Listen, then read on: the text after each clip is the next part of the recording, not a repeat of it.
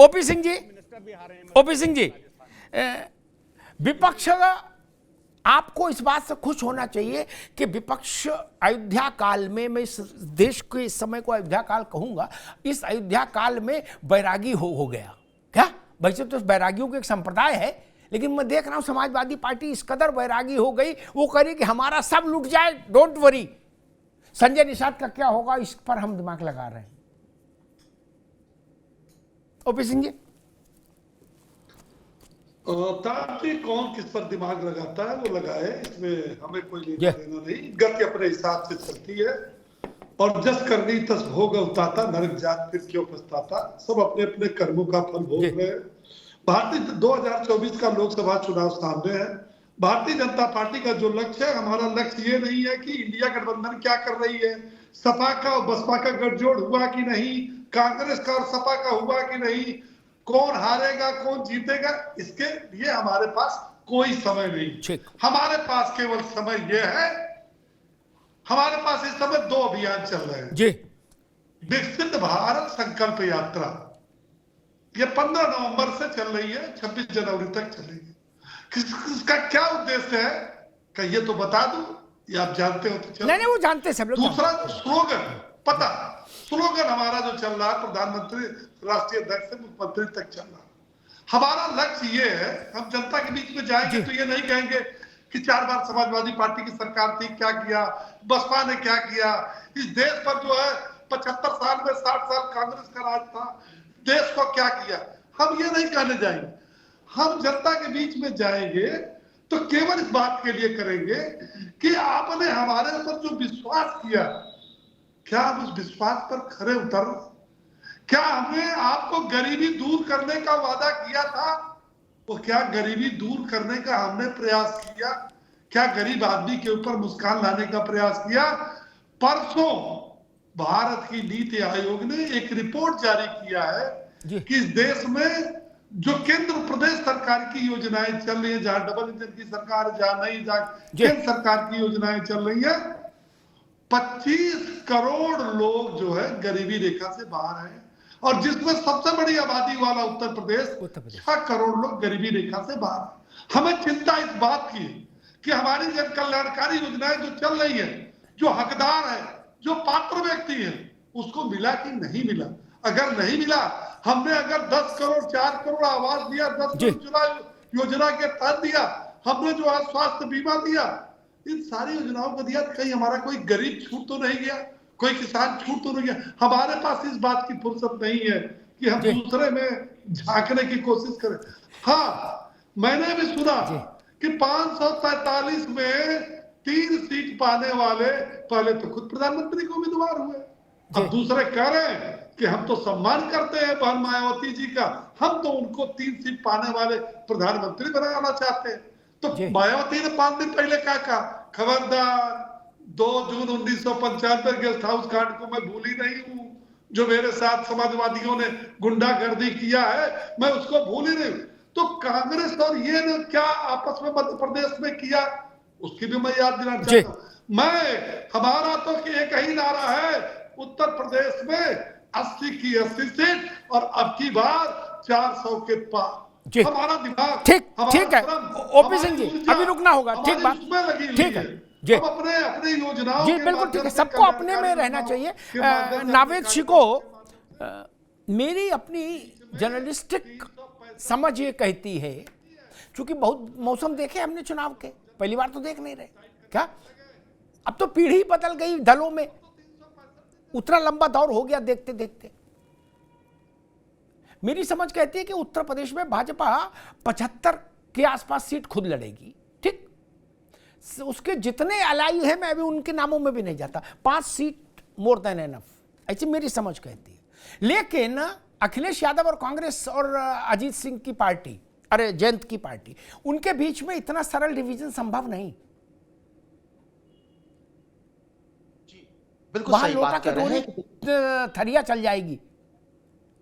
नवेशी को बिल्कुल। यहाँ पर क्या है कि मैं बार बार यही बात कहता हूं कि सर्कस की तरह राजनीति होती है, और राजनीति में भी एक रिंग मास्टर होता है। अगर रिंग मास्टर मजबूत है तो कोई भी घटक दल जो है वो बगावत नहीं कर सकता, ब्लैकमेल नहीं कर सकता, दबाव नहीं बना सकता। भारतीय जनता पार्टी में लीडरशिप है, और कहीं ना कहीं एक छतरी है जिसके नीचे उसका अनुशासन चलता है। ये बात सही है, और अभी इंडिया गठबंधन में ऐसा अनुशासन दिखाई नहीं दे रहा है। कोई रिंग मास्टर नजर नहीं आ रहा है जिसके इशारे पर अनुशासनहीनता को रोका जा सके। ये कमजोरी है इंडिया गठबंधन की। ये बात सही है कि आज के माहौल में हम देख रहे हैं कि भारतीय जनता पार्टी मजबूती से चुनाव लड़ रही है, और उसके अच्छे संकेत नजर आ रहे हैं। हम कह सकते हैं कि 70-75 सीटें जीत सकती है भारतीय जनता पार्टी उत्तर प्रदेश में। हम कह सकते हैं कि इंडिया गठबंधन का अगर यही हाल रहा कि जमीन पे वो नजर नहीं आए, सीट शेयरिंग में इतना लेट हुआ, तो उनका अंजाम नहीं होगा। लेकिन हम ये भी कह सकते हैं कि छत्तीसगढ़ में जो हम कहते थे वैसा नहीं हुआ। छत्तीसगढ़ में पूरा देश कह रहा था कि कांग्रेस जीत रही है। सारे एक्सपर्ट, सारे पत्रकार, जनता क्या कह रही है ये हमें पता नहीं होता है। हम अनुमान लगाते हैं, और जनता क्या कर देती है हमें नहीं पता। ओपी सिंह साहब बहुत सीनियर आदमी है, पत्रकार भी हैं, और बहुत अच्छे प्रवक्ता हैं। उन्होंने बिल्कुल सही बात कही। अगर उन्होंने बात सही कही है कि रोजगार बहुत मिल गया है, बेरोजगारी खत्म हो गई है, महंगाई अब नहीं है, जनता से जुड़े ये सवाल, अगर मोदी सरकार ने ये सारे पैमाने सही निकलते हैं तो ये जीतेंगे। लेकिन अगर ये गलत कह रहे हैं तो मुझे लगता है कि जनता इसका जवाब देगी। और ये माहौल झूठा भी साबित हो सकता है, माहौल कभी कभी दिखावटी भी साबित होता है। जैसा मैंने कहा कि सारा विश्लेषण धरे का धरा रह जाता है, सारी जमीन की तैयारियां धरी की धरी रह जाती हैं। जनता की क्या मन में है ये चुनावी नतीजा ही बताता है। ठीक बात नाविद भाई, लेकिन दो बातें हैं, फिर मैं आगे चलूं। दो बातें हैं, ऐसा कभी नहीं होता, कोई बड़ा कारण जरूर चाहिए। और जो ये अपेक्षा कर रहा है कि मेरे भाग्य से चमत्कार हो जाएगा, माहौल धरा की धरा रह जाएगा, वो कम से कम लड़ता तो दिखे मैदान में।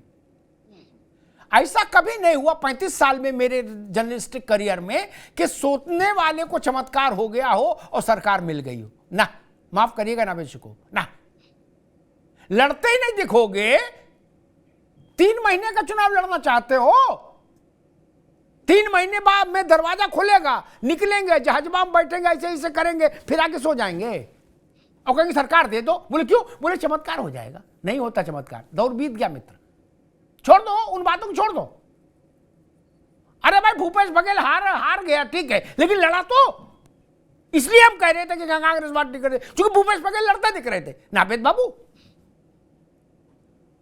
खाना खा के सो रहे हो, रजाई मुंह तक ताने, नाक तक बाहर नहीं निकाली, और करे भैया देखो चमत्कार हो रहा कि नहीं, थोड़ा और सो ले। नहीं होता चमत्कार, माफ करिएगा, बात कड़वी कही है हमने, लेकिन ऐसे नावेद शुको की बात सुन के उत्साह मत आ जाना भैया। आप लोग विपक्षी दल वाले, इन्हें तो जलेबी खानी चाहिए, इधर खाए चाहे उधर खाए, जो जीतेगा वही इनको नमस्ते करेगा। क्या आप लोग बर्बाद हो जाओगे, चक्कर मत पड़ो। और दूसरी बात, रोजगार की एक बात आई, मेरी अपनी समझ कहती है, हम लोग जब ऐसी बात बोलते हैं ना, चाहे भाजपा बोले, चाहे नावेद शिको बोले, चाहे राज शर्मा, चाहे अमिताभ अग्निहोत्री, कि अगर देश से गरीबी मिट गई, अगर देश से महंगाई खत्म हो गई, ये बातें औचित्यहीन है। क्या कभी किसी दुनिया के किसी देश से गरीबी खत्म नहीं होती? क्या हम लोगों के लिए एक आइकॉनिक देश रहा जिसने हमारे ऊपर शासन किया? हम लोग कहते थे जो भी बड़ा आदमी होता है लंदन से आए हो। क्या उस लंदन में नगर पालिका दिवालिया हो गई? बोलो जय श्री राम।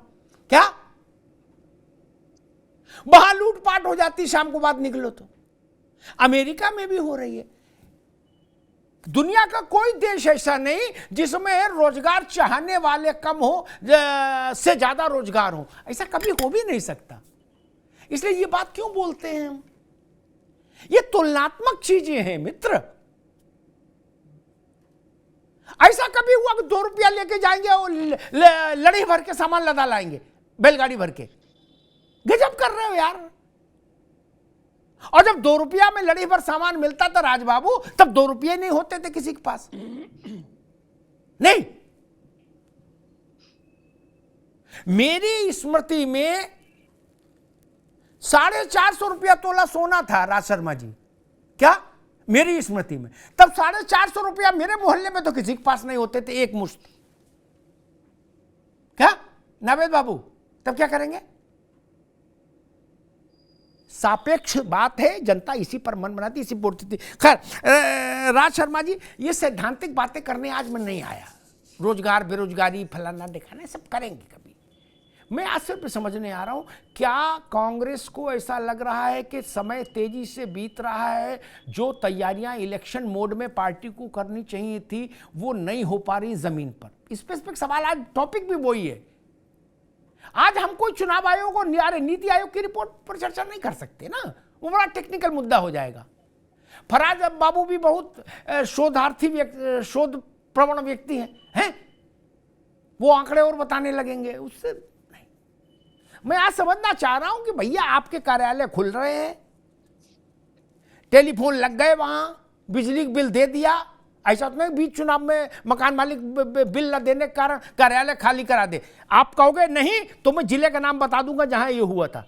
राज बाबू भाई, मैं एक चीज आपको बता दूं, जब इतना बड़ा देश है, इतनी बड़ी पार्टियां हैं, छुटपुट गलतियां भी होती हैं। और अभी आपको भारतीय जनता पार्टी की गलतियां नहीं दिख रही, लेकिन मैं आप कह दूं कि आप ही के चैनल में अभी ओपी सिंह भाई ने जोक ऑफ द डे कहा, जोक ऑफ द डे, कि ये किसी की बात नहीं विपक्ष की करेंगे, कुछ नहीं करेंगे, हम तो अपना बताओगे। अरे ओपी भाई, आपने क्या किया? आपने क्या किया? आप क्या बताओगे? आप तो अगर राहुल जी का नाम ना लो, टचवुड कह रहा हूं, रोटी हजम नहीं हो। आप गालियां नहीं बकोगे, रोटी हजम नहीं होगी। और एक और बात कह दूं, जबकि आपने कहा भाई की रोजगार की बात नहीं, हिंदुस्तान में केंद्रीय विद्यालय संगठन है, आपके मंत्री ने कहा था कि इसमें 40% हमारे पास अस्थायी शिक्षकों की कमी है। और one of the biggest, one of the best institute veterinary, Indian veterinary institute है, जो कि एशिया में सबसे बड़ा है। लगभग 4 से 4.5 हजार अस्थायी कर्मचारियों की वैकेंसी खाली है। देश ये भी देख रहा है। अभी नावेद भाई ने एक और बात कही थी कि कुछ लोग बोल नहीं रहे, लेकिन ये जरूरी नहीं कि आप हर समय जीतते जाओ। और मैंने एक बात कह दूं ओपी भाई, मैंने बड़े बड़े बरगद के पेड़ को गिरते देखा, आप और एम को हमने ये भी सुना, तो बड़ा पेड़ गिरता है तो धरती हिलती है, मैंने ये भी सुना उसके साथ में जी। नहीं, आपने सुना, लेकिन दिक्कत क्या है ना, दिक्कत क्या है, आपने और भी तो सुनी होगी मेरे भाई। आपने, अच्छा आपको नहीं लगता कि गलत हो रहा है कुछ? मैं आप ही से पूछ रहा हूं क्षमा के संग, मैं आपको बहुत चाहता हूं, मुझे आपकी मगर मैं बता दूं, एक मिनट रुको, मैं अपने मन की बात बता दूं। मैं तो बड़ा ब्लंट आदमी हूं। केंद्रीय विद्यालय में मास्टर नहीं, सरल भाषा में बोलते ना, आप लोग तो कठिन बातें बोलते हो। पशु चिकित्सा जानवरों के अस्पताल में डॉक्टर नहीं, ठीक, आपका तर्क। कहां भाजपा को हार जाना चाहिए चुनाव? सब तरफ हाहाकार है देश में, वोट तो देश ही डालेगा। कांग्रेस भाजपा के कहने से तो सरकार बनेगी नहीं किसी की, ना मेरे और नावेद के कहने से बनेगी। भाजपा, एक सेकंड रुक जाओ भाई, आपने कहा इसलिए मैं निवेदन कर दूं, अगर भाजपा जीत गई तो हम मानेंगे आप जो भी कह सुन रहे थे वो झूठ था, प्रोपोगंडा था। और भाजपा हार गई तो मैं आपको माला पहनाऊंगा, कहूंगा राज बाबू सही कह रहे थे। मेरा तो बड़ा सरल टेस्ट है, मैं किसी की नहीं मानता, मैं जनता की मानता हूं। अखिलेश यादव 50 सीट जीत के आ जाए, मैं तारीफ करूंगा उनके नेतृत्व की, मैं कहूंगा मुलायम सिंह जी से बड़ी लकीर खींची इन्होंने। लेकिन सीटें 5 रहेंगी और फिर मुझसे फराज भाई की तारीफ करो तो कैसे कर दूं? ना ये सब नहीं, प्री डिसाइडेड भी तो नहीं होंगे, ये सब नहीं चलेगा।